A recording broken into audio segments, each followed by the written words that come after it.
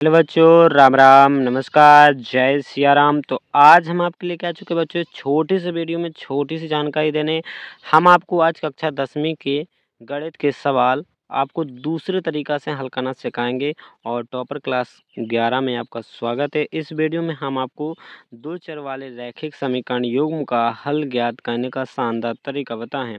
सबसे पहले आज हम आपको वह तरीका वैदिक गणित से बताएंगे, मतलब वैदिक गणित के तरीका से आपको समीकरण दो चर वाले समीकरण को हल करना सिखा देंगे। बस आप लोग वैदिक गणित में आपको वैदिक गणित का एक सूत्र होता है या तो एक विधि होता है, उसका नाम है परावर्त्य विधि से हल करना।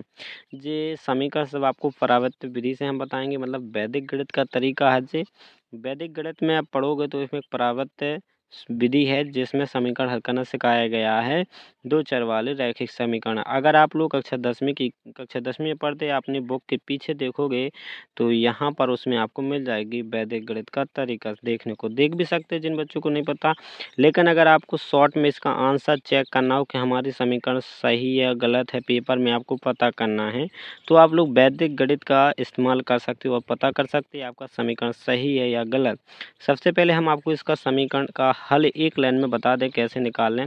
से दो को यहाँ पर आपको इसमें ध्यान देना होता है, एक्स का मान निकाले तो आपको एक्स का मान निकाले तो एक्स को बंद कर लेना, वाई का मान निकाला तो आपको वाई को बंद कर लेना है। इतना ध्यान देने, जैसे हमने एक्स का निकाला तो एक्स को बंद कर लिया, ठीक है। बाय एक्स को निकाला तो एक्स को बंद करना है, वाई का निकाला तो वाई को बंद कर लेना है। देखो ध्यान से सुनना।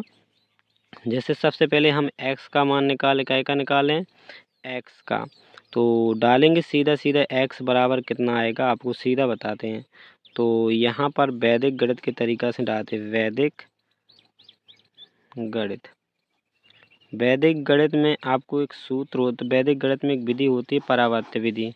वही परावर्त्य विधि लगाएंगे, यहाँ पर नाम डालेंगे परावर्त्य विधि। तो परावर्त्य विधि से कैसे, कौन सी विधि से, परावर्त्य विधि से। और जो एक वैदिक गणित में लगाने का शानदार तरीका, आपको समीकरण का सेकंड में हल निकालेगा, मतलब चुटकियों में हल निकाल देगा, आपको सॉल्व कर देगा। एक्स का मान निकाला तो भैया हम आपको एक राज बता दें, आपका छोटा सा सिंपल सा राज। आपको एक्स को मूंद लेना, ढक लिया आपने, एक्स ढक लिया। अब आपको एक्स का नहीं दिखेगा, सिर्फ आपको क्या करना है, यहाँ से जाके इसमें गुणा करना है, ऐसा गुणा करना कर देंगे तो 4 दूना कितना आ जाएगा 8, और बीच में आपको क्या लगाना, माइनस, ठीक है। ये तरीका है, यहाँ पर माइनस लगाएगा, फिर इसका गुणा इसमें करना है, क्या करना, 10 गुणा माइनस का 2, ठीक है, इतना कर दिया। फिर आपको बटे डालना है, क्या लिखना, बटे। बटे में करना होगा आपको, क्या करना होगा, जे आपको फिर इस साइड आ जाना, पूरा इस साइड मूंद देना इसको। फिर आपको इन दोनों का गुणा कर देना, क्या करना है, तो आप लोग इनका गुणा इसमें करिए, इसका इसमें 4 दूना क्या आ जाएगा, 4 दूना 8 आ जाएगा, ठीक है। तो ये इधर लिखेंगे हम 4 दूना 8, इसमें किया गुणा क्या ऊपर वाले में, ठीक है। 4 दूना 4 गुणे 2 किया हमने, 4 गुणे लिख दिया एक बार, लेकिन इधर लिखा नहीं, मतलब सीधा हमने कर दिया। अब लिख भी सकते हैं यहाँ बीच में, फिर माइनस लगाना।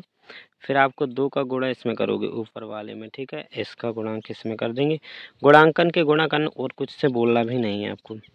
तो 3 गुणे कितना लिखेंगे आप लोग, माइनस का 2 लिखोगे, इतना कर दिया। और ये दोनों में सेम ही रहेगा, जी नीचे का है ना, ऊपर अंश होगा नीचे हर, तो जी हर वाला पद पूरा नीचे, दोनों पद में एक्स के मान में भी वही रहेगा, वाई के मान में भी वही रहेगा। अब इसको हटा देना आपको, अब अगले को सॉल्व कर देना, इस पूरे पद को सॉल्व कर देना है।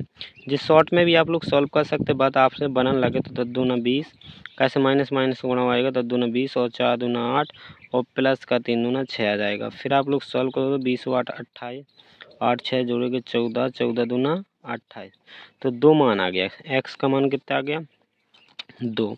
अब ऐसे ही आप लोग वाई का भी निकाल सकते हो। वाई के लाने आपका करने, सबसे पहले सिंपल सी बात बता दें, हमने एक्स का निकाला था सो वाई को मूंदा था, एक्स का निकाला, बस सॉरी, एक्स का निकाला तो एक्स को मूंद लिया था, ऐसा ही किया था।